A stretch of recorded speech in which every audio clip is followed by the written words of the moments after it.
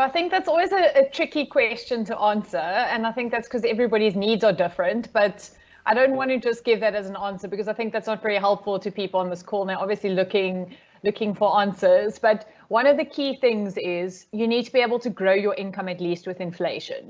So it might be okay now, but inflation is almost like the silent killer in the background that eats away into what you can buy with that savings. And I've seen people, including some of my own family, who've bought these annuities where the income doesn't grow at all and they run into a lot of trouble. So the one thing is make sure that that income can grow with inflation.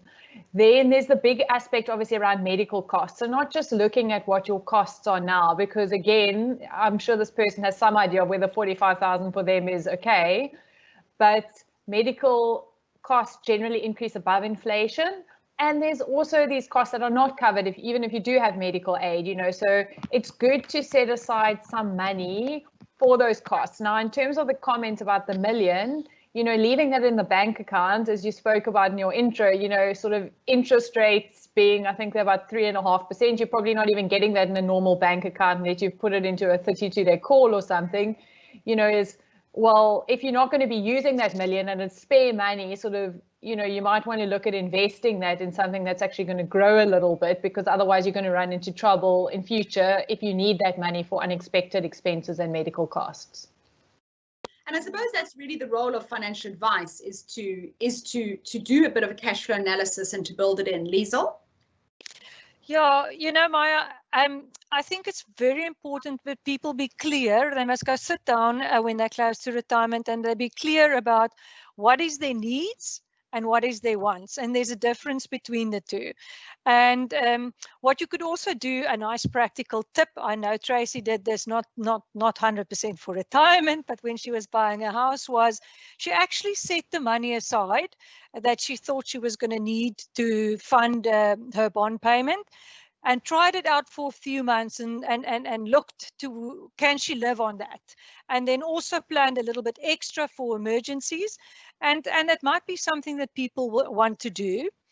Also, there are those rules of thumb out there that sort of says plan for a 60 to 75% replacement ratio of your final salary. The idea there being that you will have less expenses in retirement. You won't have to save for retirement, the most obvious one.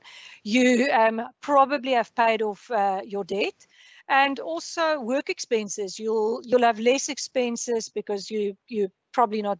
Well, none of us are going into the office now, but you probably have less working expenses. So it's a 60 to 75% replacement ratio. Or I've heard it played back differently as well. Some people say plan for 10 to 15 to 20 times your final salary, which is just a different side of the coin. Or even another way, if you're taking a 5% drawdown, is to say, I plan for 240 times your monthly expenses in retirement. So those three, they are rules of thumb, but they're quite useful. Mm. And I think it's very interesting for me whenever we talk about this idea of planning for retirement is that people forget the expense side.